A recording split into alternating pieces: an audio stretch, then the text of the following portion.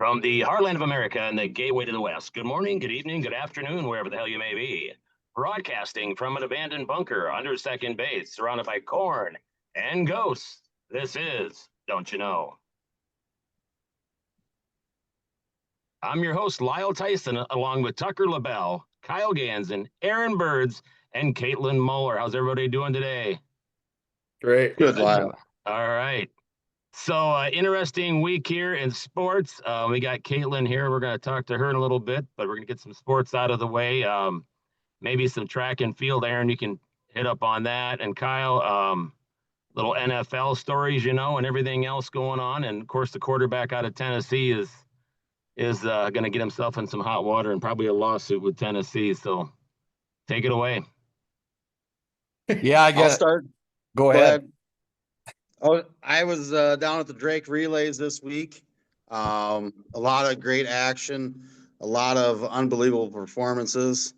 On Thursday alone, there was 12 meet records broken.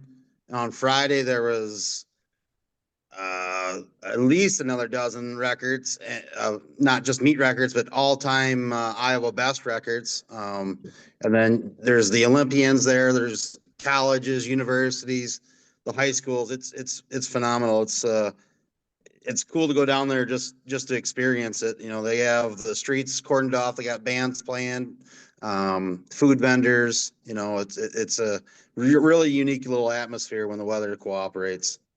And then one of our own from Western Dubuque, Quentin Nahman, did the trifecta, first time ever. He's a junior at West Dubuque, and he won the 800s, the 1600, and the 3200, and he broke the 800, or excuse me, he broke the 1600 record and the 3200 record. He broke the 3200 record by 4.5 seconds, and he tied the 800 record. And the mile that he ran on Saturday night was the fastest time ever ran by a high school athlete in Iowa. So you think on, the 80 to 100 years that they've been running the mile, he performed and was able to do it the fastest ever. It's just kind of amazing. So really cool to see, really cool atmosphere. I'm not sure if you guys have ever been down there to experience it. That's awesome. I I guess one thing I was super impressed with that 2 mile, that last lap he ran down, right? That last lap was, I think, 55 seconds. Last lap of running a 2 mile race, and he was in Aaron, fourth going into that last lap. Fourth, and by the end of the first quarter, he had the lead, and just impressive. Just generational talent, definitely going through your school, pretty cool. Yeah, and he's going to Oregon. Yeah, he signed with Oregon, so it's really cool experience for him. Really excited. Yeah. So yeah, he's gonna go a long ways. I guess my biggest takeaway from this weekend, NFL draft wise, I was just watching the free fall of Shedeur Sanders, right? Like it just, nothing surprises me in the NFL anymore. Like when you go against the establishment is always going to win. And I truly think like every year there is somebody in the NFL draft that just has an interaction with an NFL exec that just kind of spreads like wildfire. And, I think there's a bunch of different factors in this why he fell, whether it be his dad, whether it be, a couple workouts, but it really made the draft interesting, especially those first couple nights. One interesting part, Green Bay, Wisconsin. Wow, what a scene that was. Some of those people that were in that mob, I had a few friends up there and just their Snapchat. People just, you can see all the way over to Lambeau. What a sight that was.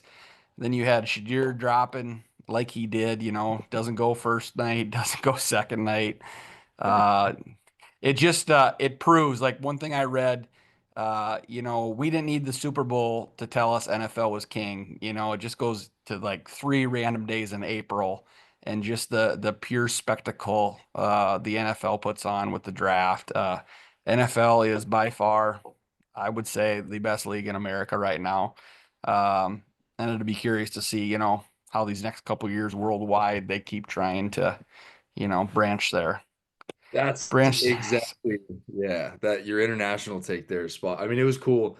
I think I was watching the third or the fourth round, just had it on in the background, and they were announcing all the picks from foreign countries. So you had soccer pitches, in Germany, England, just a couple took place in Mexico, somewhere in rural Mexico, somewhere in Mexico City.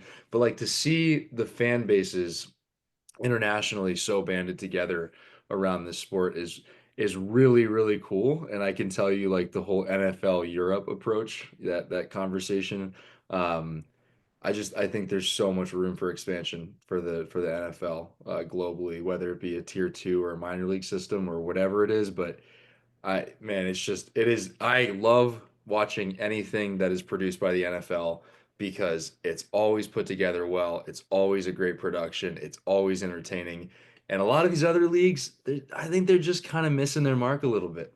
I really do. So this was cool. But Shedeur fall into that spot. I'm happy because I'm a Browns fan, and I think that was like the biggest deal pick of all time.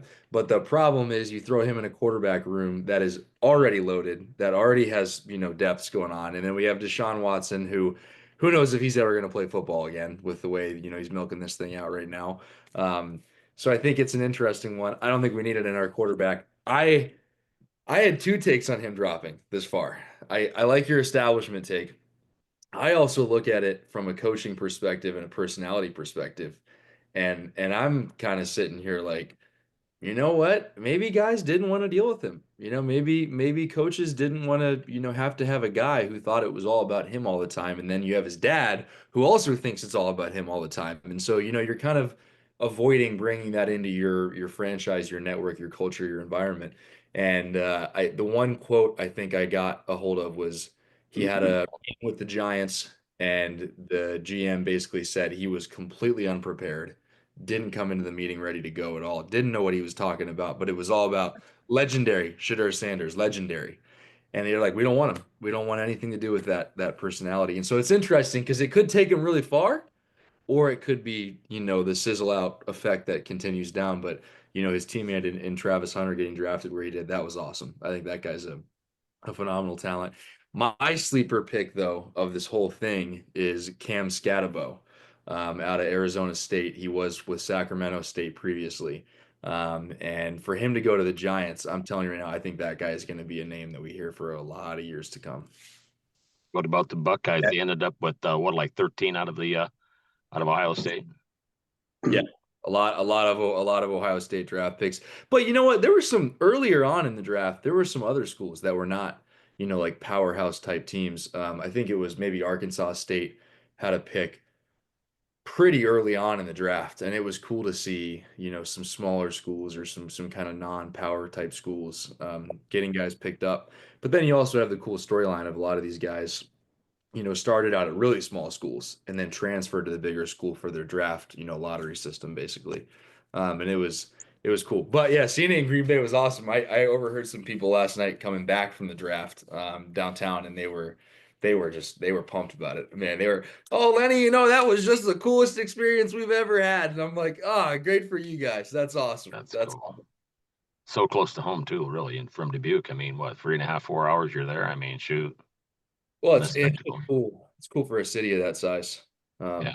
That I will say though, opening the third round, the commissioner got booed very heavily by the fan base.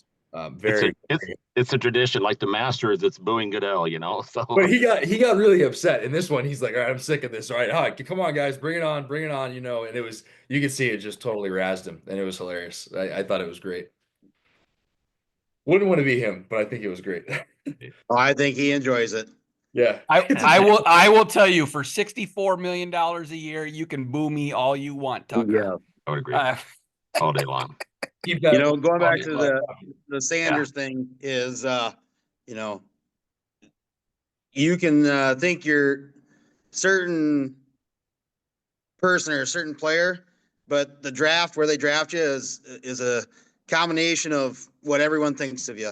So those teams passed over. Pittsburgh doesn't have a quarterback; they passed over him 4 times. So right. that gives you a true feeling around the league on what they think his value is worth and what they're willing to deal with. Mike Tomlinson ain't gonna dump over that either, but he did obviously. So he doesn't like it. I've I heard. mean, there was one time I thought the Titans were going to go ahead and take them too, right? And then you'd have two, and maybe one of them would pan out. But Yeah. I did anybody see that Mel Kiper and Reese Morgan? Yes. Wow, Mel Kiper went. I tell you Yeah. what, He had a rough weekend. So Oh, encourage you to look that one up, Tucker. I'll I tell have you to what, look that up on YouTube. Mel Kiper and Reese Morgan, huh?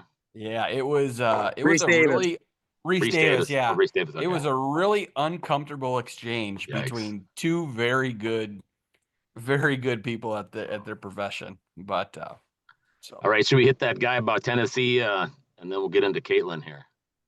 What's your thought on the Tennessee quarterback? to me, that's old news. I just I hope it's a precedent. I really hope it's just people having enough. And what do you end up settling for at was it UCLA, right? Yeah, I don't know. Like 1.75 million, Yeah. cost himself some money. Yeah. We've talked about it enough here too to know that there's some things that are going to come out, and it did, and I came out sooner than what I thought, but so Tucker. I got another sports story that we can throw in here. It's very local to us. I mean, I think it's a great experience for people to pursue if we're in the Dubuque area. Last night I was up in Madison at Forward Madison FC, which is a USL Tier 1 team, and so it's MLS is the highest level of soccer in the US. Well, USL 1 and USL Championship is right below that. And they were playing against a team from Indianapolis. And it's held at, Breese Stevens Field in downtown Madison, which used to be a baseball field, a very historic baseball field for a long time, where actually in the 1950s or 60s, if I remember correctly, the first woman to play second base in a professional baseball game played on that field for the Kansas City Monarchs. Right in downtown Madison, and they have maintained that field absolutely immaculately. And it is now transitioned into soccer, lacrosse, other stuff, and then they still have the baseball grandstands, the original grandstands on the field there. But to sit there and watch a pro sporting event in that city with all these, big, massive buildings around and all this modern construction, but then this, very historic field, and then 5,000 people who are just packed in, loving this soccer game.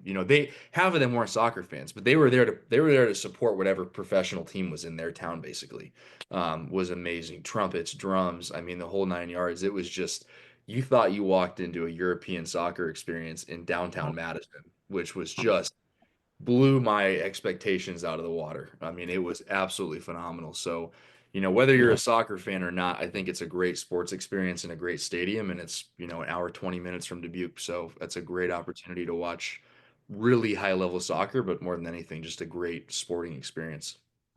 Put that in my bucket list along with Kyle's trip to Iowa Speedway, I guess. So Yeah. Those have to be two things that'll have to happen maybe this summer here or very soon, I guess. So. Well, and then you can catch all the local dirt track racing that's getting kicked up right too. So. Yeah. So. All right. So our guest tonight, Kaytlan Moeller, she's with the Dubuque County Conservation Commission, and she is the outreach coordinator. And glad to have her on here tonight because I think she's got a plethora of information, kind of in a lot of diamonds in the rough that we have here at the county that probably don't even know about. And so, Kaytlan, take it away. A little bio on you, where you grew up and college, and then just kind of talk about what you do for the county. Sure. Yeah, so I grew up in Edgewood, Iowa. So Edgewood Locker is only anybody knows of that, or Supply. That's about all the town is. So I grew up there, and then I went to college at Iowa State University. So I have a degree in fish and wildlife ecology and forestry. Using a degree like that, coming back to the state of Iowa, is tricky because we don't have a lot of trees and prairies here. We have a lot of cornfields, which are great, but it is a hard field to get into right off the bat. So I actually spent a few years in Minnesota working full time before getting a job back here again with Dubuque County Conservation. So that's kind of how I came about getting this position.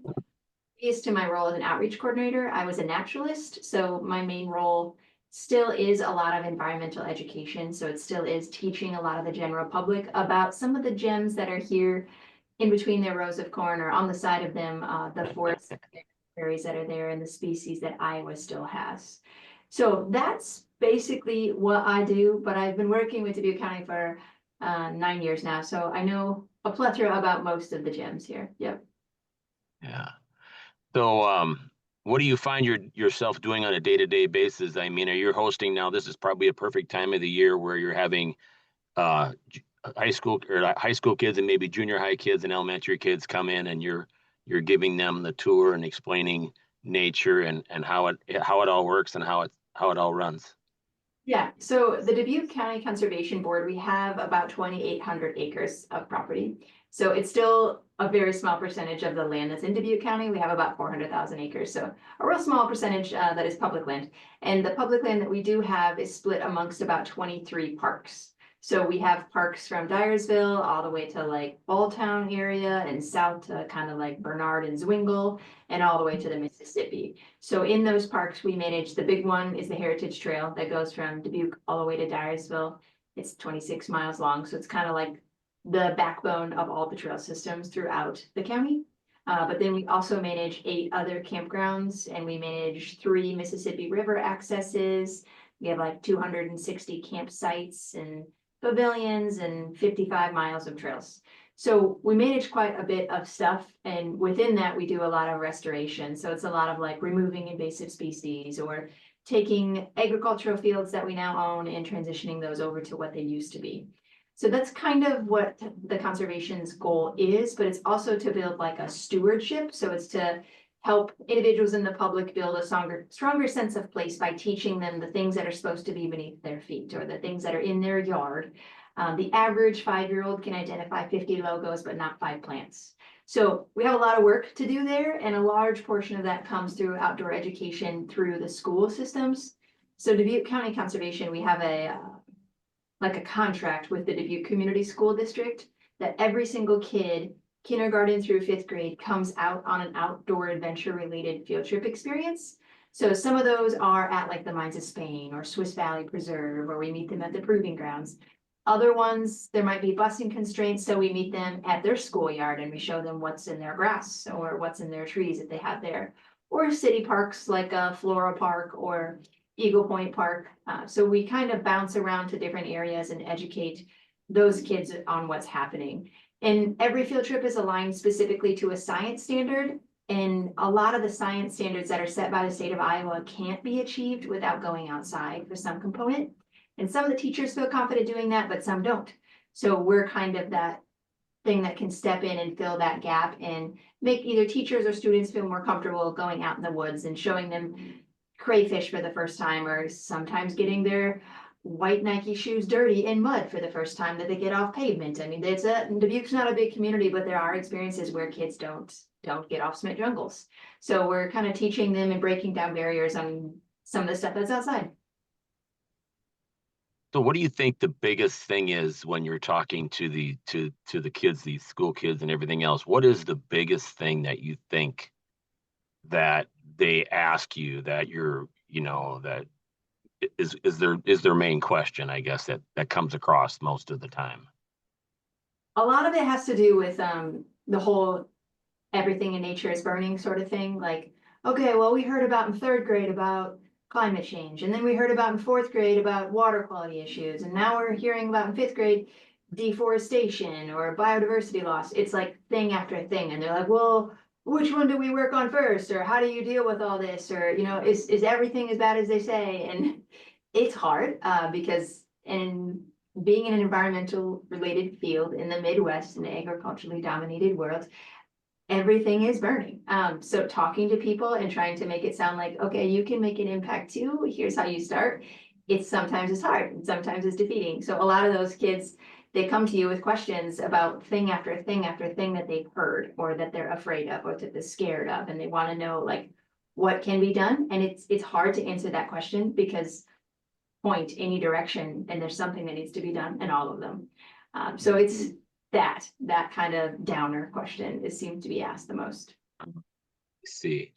Go ahead. Anybody have a question? I was just going to ask, that's exactly where my mind went because, when I first moved here, the environmental approach here is different than the environmental approach in a lot of the rest of, less agro kind of dominant communities. But, here I noticed that kids at a young age are, absorbing environmental information as it pertains to farming, as it pertains to yields, as it pertains to crops. And a lot of that does, it seem like, comes with a lot of marketing from, companies, whether they be selling pesticides or really anything else to improve crop, improve yield, lower, bug count basically and stuff like that. And so those kids are absorbing that information at a lot younger age here than, a lot of other communities where you wouldn't have that. I mean, I grew up on the edge of the Cuyahoga Valley National Forest in Ohio, and we were very educated on, okay, nothing goes in the water, no contaminants, we don't want runoff, we don't want anything like that. And it was much more factory based and much more production based. But in this region, I noticed it's encountered a lot more with the runoff of crop spraying and stuff like that into the water. And where it seems like we're just now entering a phase around here where that conversation is starting to happen more, or there are links, directly going from this to, an illness or something else. And so I love that those conversations are happening, but that was my exact question. How much, maybe pushback or how much more difficult is, your role in educating, because you're not just educating, but you're a lot of times probably breaking down, barriers or preconceived notions. Oh, it's super hard. It's super hard because especially with the politics and advertisements and social media getting served to you at like 8 when a kid gets a smartphone now. I mean, it's constant noise, constant feedback, and there's people hearing things, some true, some not. And then you have big bold statements coming out from like health departments, like Iowa has the second highest cancer rate in all of 50 states. Yep. What does Iowa do? There's your sign. So trying to figure out ways to talk to people about, working through that knowledge and gaining some maybe peer-reviewed research that might point fingers in different directions and steps that could be taken. And it's a big change. And those things take a lot of time, and they take a lot of movement and a lot of big things to make those changes. So farming is definitely one of them that we talk to a lot, especially on the western side of the county where more farming happens. Dubuque is a city, not a huge city, but it still is a city. So we also created the Mowing to Monarchs program, which is pretty unique for this area. It's basically a program where we help private landowners convert sections of their turf grass to pollinator-friendly habitats. Because farm ground has a lot of inputs, but a single square foot of turf grass is actually 7 times more impactful than a single square foot of agriculture. And even in Dubuque County, 300 acres of prime farm ground is taken out of production every year and put into urban sprawl. So not a huge city, but 300 acres every year. So we're getting that much more turf grass. And turf grass is actually not native. It's from England. And it takes a lot of inputs, a ton of inputs, fertilizers, herbicides all the time. It takes reseeding. It takes a crap ton of water in order to maintain something that we just look at, essentially. So we also try to help people in the city of Dubuque and urban areas. I mean, even Dyersville and Piasta work on figuring out alternatives for turf grass because it might be an option now, but it might not be an option someday when things get to the way in the direction that they're heading.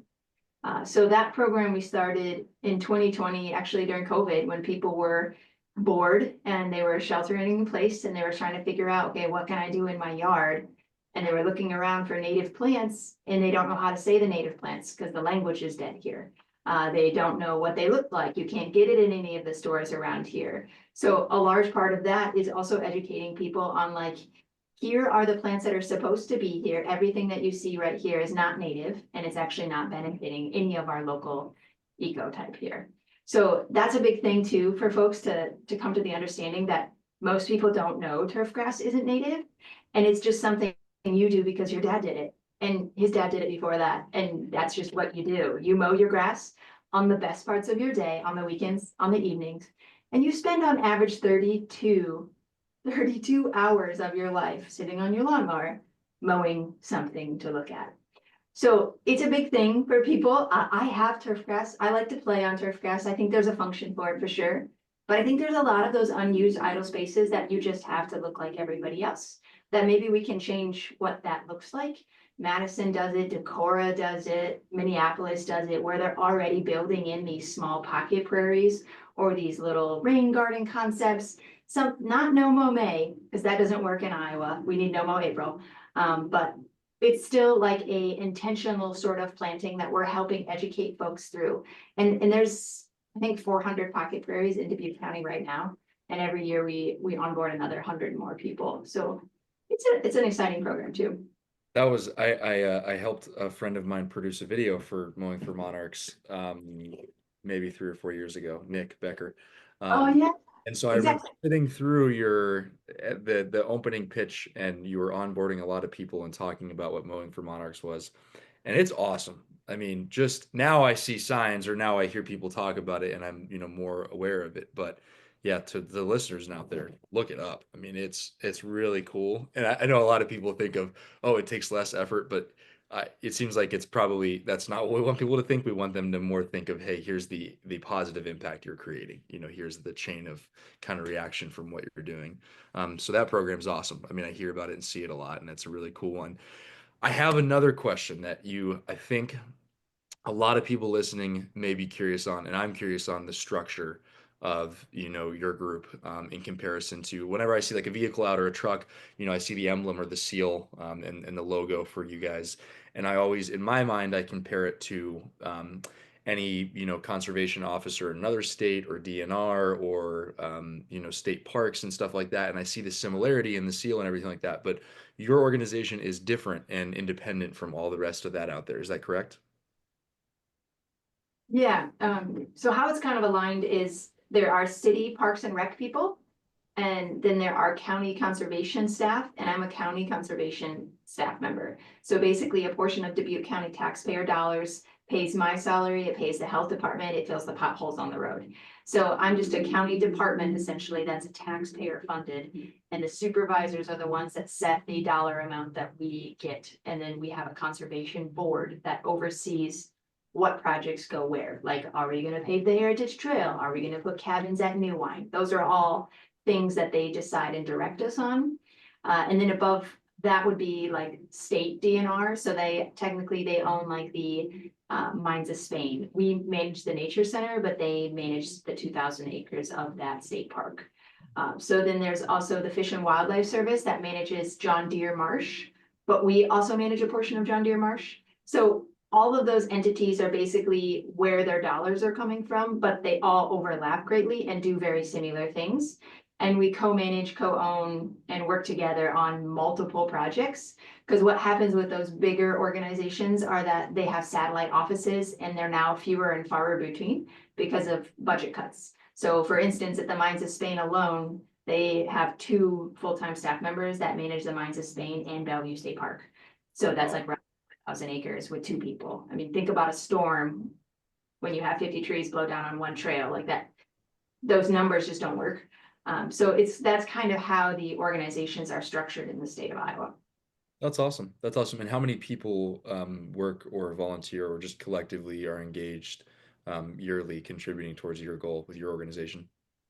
Yeah, so we have 17 staff members, 17 permanent staff members, and they're kind of split everywhere. So we have educators like myself, and then we have natural resource techs that like do the prairie burning that's happening right now, or any sort of habitat manipulation.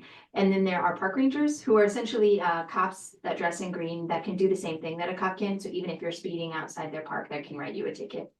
And then we have administrative staff and directors. And then on top of that, we have routinely about 40 volunteers that help with various things from trash cleanups to bio blitzes or environmental education programs or special events like trail races. So without their contributions, we definitely wouldn't be able to succeed at our mission. That's awesome. That's really cool. That always hovered around my mind of, how many different entities are involved or how many different people are involved. And it's Dubuque County is really cool. And I've grown to love the parks and really just the natural offerings around here that I think a lot of people that move here don't realize, what we have to offer. It's remarkable. Yeah, Dubuque County is unique because we're in the driftless region, and that term is super sexy for people. most don't know what it is, but driftless is exciting for some reason. But basically what it means is we weren't squished during the last glaciation. So our rocks here are older than most of the other parts of the state of Iowa, and that's why we look unique. The rest of Iowa's pretty flat and pancaked. We have really cool topography. We have cold water trout streams. We have sinkholes. We have thermal vents. We have big limestone bluffs. Everywhere else doesn't, except this little tri-state region that basically the glacier just missed us. So because of that, we have really rare, slightly endangered species that you just can't find elsewhere. So it draws in a different level of outdoor enthusiasts. And because Dubuque County is the biggest county in the drift list, we just have a bigger pull. So it is pretty exciting, but like you're right, Tucker, most people who move here or even people who were born and raised Dubuquers don't know that you have access to all these parks for free. You already paid for them. So you can literally go to them whenever you want to. You can take your dog, you can take your kids. There's something for literally everyone. There are flat trails, there's steep trails, there's mountain biking, there's flat biking, there's snowmobiling, there's golfing, fishing, there's anything. And you already are paying for it. So you might as well go out and check it out. But it is astonishing to me how I can go to the grocery store or go to get a haircut and I can talk to the hairdresser and she's 50 years old and has never known that she can do any of those things. So I wish we weren't one of Dubuque County's best kept secrets, but unfortunately we are. Just the focus right now isn't on conservation, so. Yeah. It sounds like I kind of fall into one of that is because I think maybe it was during COVID. I think maybe even prior to that, we lived in Dubuque for a while, but we, the Swiss Valley, we would go into there and walk around in there, a couple mile hiking around and enjoy it. And then I was watching a show, Aerial America, and they were talking about the state of Iowa, which they talk about all 50 states, and they talked about Horseshoe Bluff, and I'm like, I want to go check that out. And it was way cooler.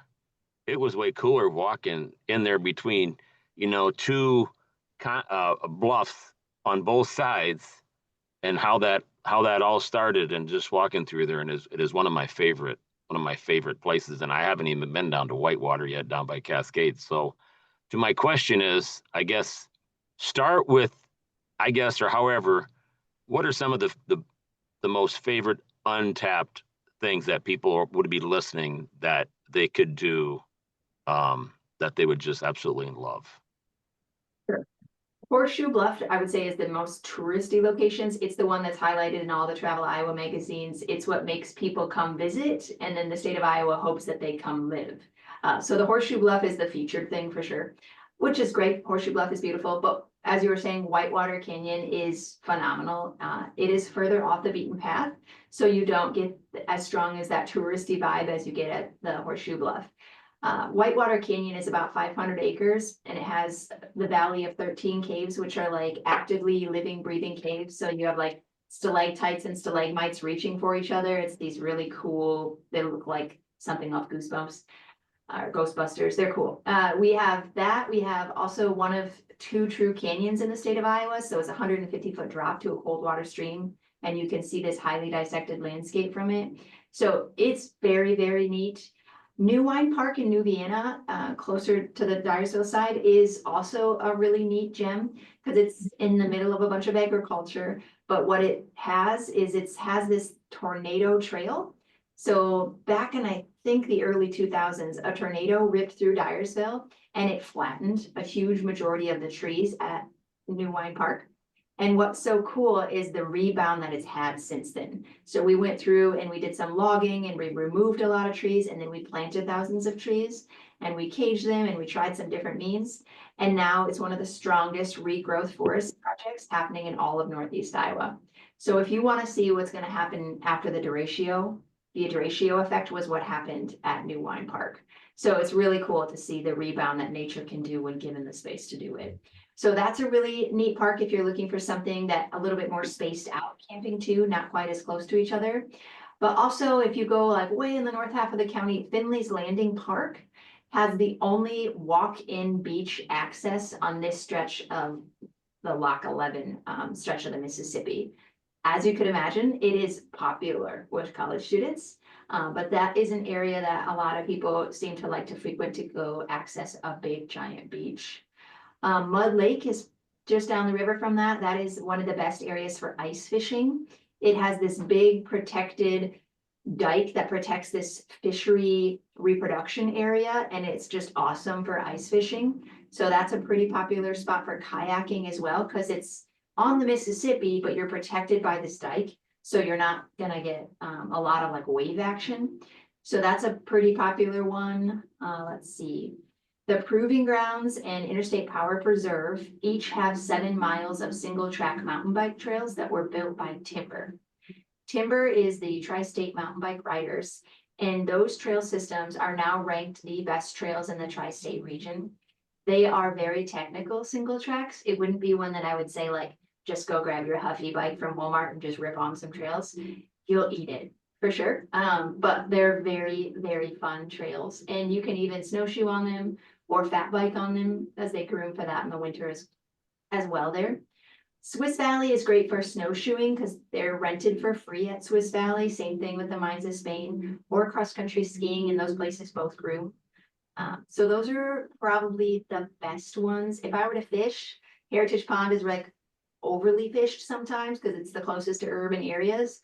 But there's this one called the Miller McGrath Wildlife Area just off Girl Scout Road that nobody knows about, and it's like an acre pond, but it's also stocked with just as many fish and not fished as heavy. And then if I were to trout fish, I wouldn't go to Swiss Valley because everybody goes there. I would go to Bankston Park. Bankston Park is also stocked by the Iowa DNR, and no one knows about it, so nobody goes there either, but it is a great place to catch some monster fish as well. Kind of forgot about Bankston Park, I guess. I remember those in my high school days, actually, I guess, bringing up those memories. But talking about Heritage Trail, and you brought up earlier about, I don't want to get too far off there because you're talking about parks, but you talk about Heritage Trail being a park as well. What is the thought is on the paving of that? Is that, I'm thinking that's kind of pushing forward, and they got $500,000 and they're going to see what they can do with it, is from what my understanding is. Yeah, so I think 2 years ago, we went for a bond referendum, which a lot of other big counties have. So a bond referendum is when the county would have, if they wanted to, they could vote to support an extra percentage of their taxes to go straight towards conservation related projects. So like Johnson County has it, Lynn County has it, Story County has it, Polk County just got it for the second time. So it's just extra money going into those projects. So for instance, if the bond referendum would have passed, which it whiffed by 50 votes, so a very, very small window there. If it would have passed, it would have redone the Swiss Valley Nature Center because our parking lot supports our population in the 1950s and 60s, not now with 35 cars in the parking lot. It would have also paved the Heritage Trail. It would have also made cabins at New Wine Park, and a whole host of other projects would have passed. Since it didn't pass, it is a very large number to pave the entire Heritage Trail. And there are some people who are totally for it, and that would be the bikers. And there are some people who are totally against it, and that would be the snowmobilers and the runners. So it's a kind of an even split, 50-50 right now. I don't know what the board will decide if they ever do get funding or a bond referendum does pass. It's a trail that we've been working on a lot. It intersects the North Fork of the Little Maquoketa 30 times. So we have huge bridges, and those bridges, way back when we got the Heritage Trail, they could not have supported being paved, but we have steadily been redoing those bridges every time we get funding and grants to do it. So our bridges are now a little closer to being able to withstand paving if we chose that route. But it is something that if we have a massive flood, it is right next to the river, and that's because it was a railroad, and railroads built the least path of resistance, so they build in floodplains. So in most cases, that's okay. There are a lot of trails in floodplains, like the Root River Trail in Minnesota is probably the closest trail to what you have to the Heritage Trail in topography and closeness to the river and connecting very, very small towns. They paved that trail and it exploded those communities because bikers started going to them at a higher rate. So if it got paved, it might do that to some of those smaller communities that we go around on the Heritage Trail. But I don't know. I mean, I myself bike, so I'm okay with it being paved. My husband runs, so he would like it not to be paved. So it'll be an interesting thing to see what they decide someday if funding is ever required. But yeah, the city of Dyersville has initiated funding to pave a small section through the Dyersville area of the Heritage Trail. It is less of a risk on that side than it is on the eastern end because we just don't have as much interactions with the North Fork or the Maquoketa in the Dyersville area. I see how that all works now. Anybody got any questions there? Anybody? I was gonna say I actually love the non-paved portion of the trail when you're exiting Dubuque from the Heritage Pond pickup location, basically out of that parking lot. You know, going out to the right, heading out towards what, Durango or whatever's kind of out that way. It's just beautiful. It's like, I don't know. I think the longest I got into it was probably maybe 6 miles last year. But that's a daily walk. I absolutely love that trail. It's awesome. And you feel like you're in a very different environment very quickly heading in that direction. Yeah, I really like when you get past Farley and towards Epworth and Kidder and through there, you know, just because you got the shading of the trees coming over the trail, and it just kind of makes you feel like you're kind of incognito. You're out in the middle of nowhere, and that aspect of things. I mean, you're really in the heart of nature, I feel, when you get to that point. So they called that one the Mountain Railroad in Prairie Country. So it goes through a lot of topography, but the trail itself only has a 3% elevational gain. So it's really unique how we were able to maintain that. And it's amazing how the Heritage Trail formed in general. And if it would have continued, it would have gone from Dubuque all the way to Backbone if Delaware County would have jumped on the bandwagon, but they couldn't figure it out in time. But yeah, I think it was the second Rails Trails project that happening in the state of Iowa. The Elroy Sparta Trail, which isn't far from here, that was the first Rails Trails in the nation. So they used that as a lot of modeling, but it was a group of volunteers who threw together a nonprofit essentially overnight and talked to the railroad about purchasing some of those deeds that didn't come over quite right and connecting the Heritage Trail. So without a group of volunteers leading that charge and staying dedicated and diligent, they wouldn't have happened. So the Heritage Trail is truly a gem, and it's our most frequently viewed trail. It has, I think, 1.7. Is it 1.7 million? I'll have to fact check for sure, but it is a ton of trail usage, and there's people from all over the world that come to that trail specifically. We're trying to invest a bit more in it. We don't have a ton of land on either side of the trail. It's only 50 feet from the center of the trail that we technically own. There's some areas where it's a bit bigger, but most areas it's smaller, and we actually have to maintain 100% of the fence, so it doesn't follow the typical Iowa farm laws. So we have 50 some miles of fencing that we maintain next to the Heritage Trail. So it's a lot of work, but we built like tent platforms. So you can have an experience where you can camp at like the Heritage Pond if you want to, get on your bike in the morning, and then you can camp in your tent at like Twin Springs on the tent platforms. And then you can continue onward on your journey to Dyersville. So we're trying things like that. There's also an opportunity for like a pedal paddle destination. You can drop your canoe in at like Bud Road if you wanted to, or Durango maybe is a bit bigger. You can pop it in at Durango, and you can canoe as far as you want to where it intersects with the Heritage Trail, get out, have your bike parked there, and then bike back to your vehicle. So you can do the whole thing with like one car. So that happens a lot on some of the other bike trails, and you can do it in Dubuque. Again, just a lot of people don't know about that opportunity that exists. So yeah, the Heritage Trail is a gem. There's all sorts of outdoor recreation opportunities if you look for it, or any of the staff members will give you a suggestion. Like if you're looking for like I have a 2-year-old kid and he just wants to get in the water, where is the best place to go? Or, you know, like I have a bad knee, but I really want to catch a glimpse of this peregrine falcon. Where can I go? You know, we know all those things because we're out in those areas all the time, and we can give you really great suggestions. Right now, spring wildflower season is popping. New Wine is actually the best spot to go if you want to look at spring wildflowers. Mushroom season is right now. I just found one yesterday at the Mines of Spain, accidentally actually. So they're out and about, and there's lots of things to see. Trout have been stocked at Swiss Valley, so the Iowa DNR starts with that every other week now. And all the water is on all the campsites, so they are all ready to go for the season if anybody wants to try heading out. That's awesome.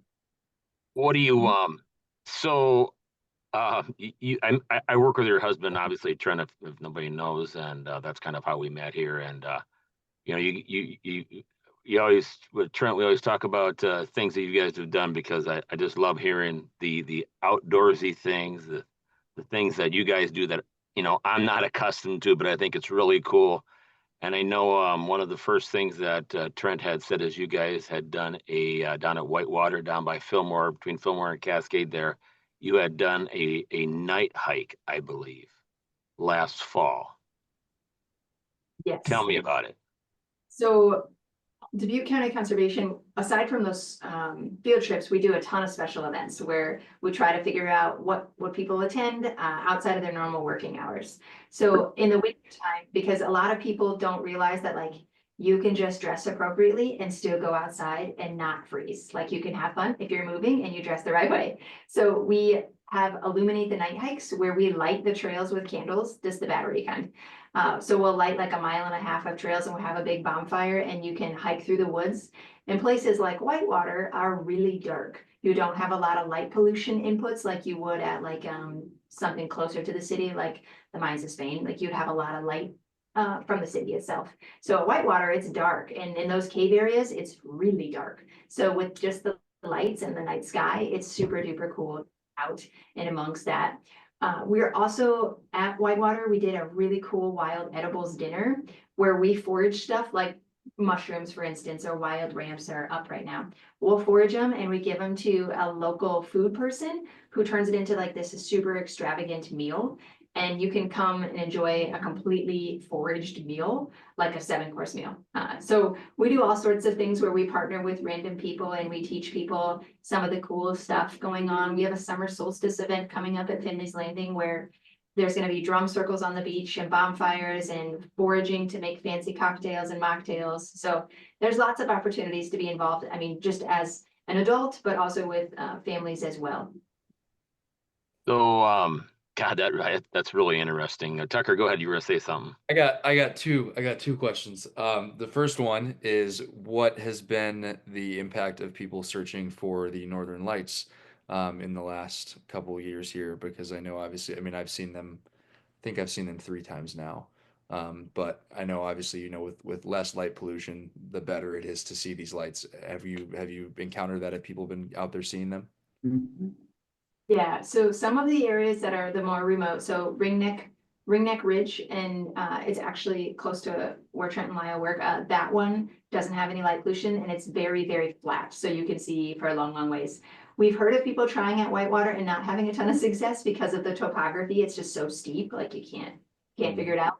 But we've also had people going to like our Bowstring Wildlife Area, which is way down by Jackson County, and having some luck. We've seen some amazing pictures from some of our photographer friends that are professionals that just make something awesome happen by adjusting their shutter speed. And you can see some like cool oak trees or majestic bridges that we have. So yeah, people have been figuring it out. It's been fun. That's cool. That's an awesome added bonus there. All right, and then second question, and the last one for me. I don't know that I've ever actually tracked this down. Is there history or a background to the house or schoolhouse or whatever sits in Swiss Valley? Because you come across it and it is almost a little bit ominous at times, because you're like, how did this end up here? What was Swiss Valley prior to, you know, your group kind of taking it over and it becoming a park? Yeah, so Swiss Valley, some people think like, oh, are you affiliated with like a little Switzerland, like the cheese company? Or are you from the Swiss? Or why are you calling yourselves that? It was a farm that was settled by people who were from Switzerland. And they settled it there because they said it reminded them of home, to see these big lush valleys and these super steep woodland hillsides. So it was simply just a farm in that area. There was also a grist mill. So there was somebody who did dam the Catfish Creek, and they actually used it to grind up grains. And there would be farmers who would come with their horse-drawn wagons from miles away to get their corn grinded there. There was a massive flood that wiped out that entire thing, and then one of the mills further down. So that's pretty much the history of Swiss Valley, and then it was purchased long ago. There used to be a house there. There used to be kind of a funny farm of animals that you could check out there for a while as well. And the nature center has been remodeled to essentially look like a barn Mhm. because of that history. The little building, the schoolhouse kind of down in the center of the preserve, that was a schoolhouse that set in Key West that was actually moved to Swiss Valley with the intentions of someday potentially making a like a warming house for cross-country skiing. But because of so much shifting in the weather patterns, we don't really have consistent snow. There could be like 2 years where we have no snow, and then 1 year where we have like great snow for a week, and then it disappears again. So it's never really came through to that vision just because the inconsistencies of our snowpack now. Sure. That's awesome. Huh. I better context to understand the landscape. So you and Trent are outdoorsies. I know you guys have kayaks and you have bikes, and you load your bikes up and you go camping. You take the boys with you. And you had came on here earlier and said you were rock climbing today. Yeah, unfortunately, Dubuque County doesn't have any rock walls open. I hope someday that we can, because we do have some climbable faces that they're just not any open on public ground. Jones County, though, has a great setup in Pictured Rocks County Park. Also, Delaware County at Backbone State Park, both have great setups. So it's not too far of a drive. I mean, 45 minutes and you're there. So there's a lot of climbable faces on both of those. So we top rope climb with our 2 kids where we set ropes from the top and drop them down. And we have all the gear and the trainings from previous places that we've lived. And it's just a fun time to be out. It's kind of like solving a puzzle. Both of our kids get really excited about seeing where they can, I don't know, figure it out to climb up the wall. So yeah, we do a lot of outdoor rec through that. We also do a lot of paddle boarding. So we do something with our kids called donut paddles because they get up at the ass crack of dawn. So we take them on the Mississippi and we kayak out Catfish Creek at the Mines of Spain. And they paddle and eat a donut, and we go on a donut paddle down the Mississippi, and then we paddle into the marina. So we do stuff like that. We do a lot of mountain biking at the proving grounds. There's a great setup for kids. So we seem to frequent that place as well, and a lot of just general stream play anywhere that we can get in the water, they always do. So we have a second pair of clothes in both vehicles for both boys because we just trash them all the time. But yeah, anything we can find to make an adventure out of, we do that. That's awesome. Yeah. And ice skating, I think Trent there a while ago, you guys thought you were doing your last ice skating thing that you know, very outdoorsy, and that was what, like maybe a couple months ago or a month ago, or Yeah, we're convinced that somewhere we have Scandinavian roots. Apparently, somewhere we're always trying to figure out a way to get outside in the winter because there's a lot of people, especially in the Midwest, who suffer from seasonal depression. And there is something to love about every single season. You just gotta find the thing that does it for you, and then dress appropriately. I'm always freezing, but I figured out how to dress and move so I don't get warm. So we have a lot of fires. We do a lot of ice skating. We wear a lot of wool clothing, and we get out there and we make it happen. Even if it's for a half an hour, we figure it out. And we've learned to rely on ice because we can't really rely on snow anymore. So we make a big ice skating rink in our backyard. So our kids they have a different surface. It's kind of like kids in the sand, you know, like they get real charged up about going to the beach. Ice or snow could be that medium that gets them excited about it in the wintertime if you could just figure out a way to provide it. So we do make an ice skating rink every year, and we have a blast on it. We also have the whole sauna and cold plunge, all that crazy thing. Mm-hmm. so wow. I mean, it's been a lot of information here tonight. I think it's super cool, and a lot of the untapped things that people could do, you know, just to go drive somewhere and say, hey, you know, they feel like doing something but not going too far. I mean, you know, 15-20 miles, you can do an awful lot of stuff in this county. And have a fantastic time. But you know, you can make whatever you want. You make a picnic out of it, you know, and you can do, I mean, do a lot of things, whether it's, you know, bike or walking or hiking or rock climbing or, you know, just getting out there and breathing in and out, I think is probably the big thing, you know. And people get, like you had mentioned, you know, they get kind of seasonal depression and they get locked in their house and then finally need to get out. So I think we have so to quick. figure out to teach kids that, and I understand that you are very sports excited men, which is super great. But you can't play football forever, and you can't play football without a team. So there are a lot of outdoor recreation opportunities that you play from 6 months old until you're 65, and they're not going away, and you don't need a team. So there are a lot of team sports which you should play and you should enjoy, but then also after 18, you got to keep going and you got to keep doing something. So enriching your kids in some form of outdoor recreation along with those travel sports teams, that's probably the ticket. It's probably something you should be doing to raise a well-rounded human. I mean, we have kids in soccer. We do the same thing, but we also like teach them other ways to enjoy their life because they are going to be older than 18 at some point. So it's a big thing. We believe in it, and I think everybody should maybe start to believe in it too, because there's so many other forms of movement that are healthy that you don't always need a team for, and that you can do forever. I mean, biking, swimming, rock climbing, walking, those are things too.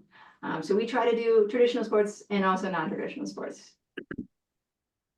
And I know we are not very far away from where Trent and I work, probably to Whitewater down there, probably maybe 5 miles at the most, 6 miles. And I'd like to get a guided tour of that place sometime, because I could probably walk through there and not have any idea what I'm looking at. And he would be the perfect guy to go hiking with and get started down there hanging out in that Whitewater.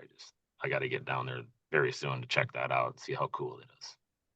So, speed round. Anybody got any more questions or anything for Kaytlan? Yeah, I was curious. What are some of the projects or goals that the conservation department's working on in the next year or so? Any big projects or anything that's kind of unknown to the public?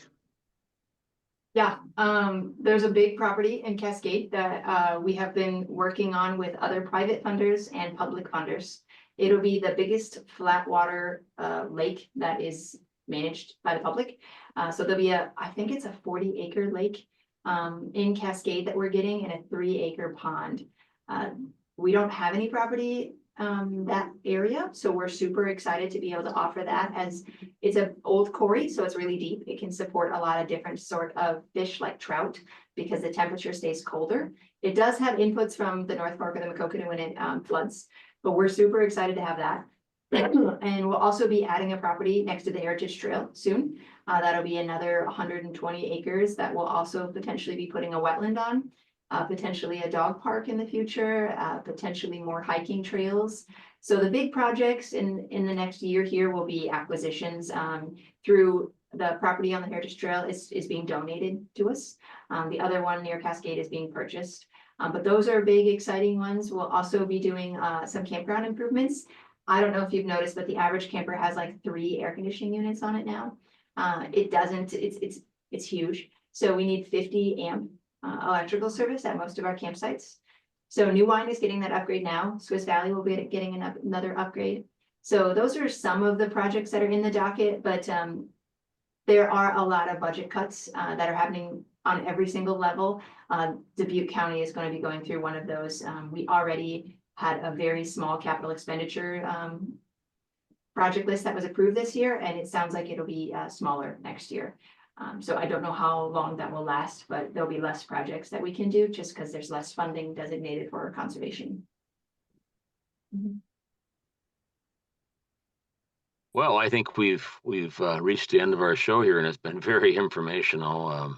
Besides the normal sports, I guess, we see on the TV, this is outdoor. This is outdoor at its best in nature's way. So, certainly glad to thank Kaytlan for coming on here tonight and talking about the county and all the parks and everything going on, and just giving us a lot of information and a lot of our listeners a lot of information.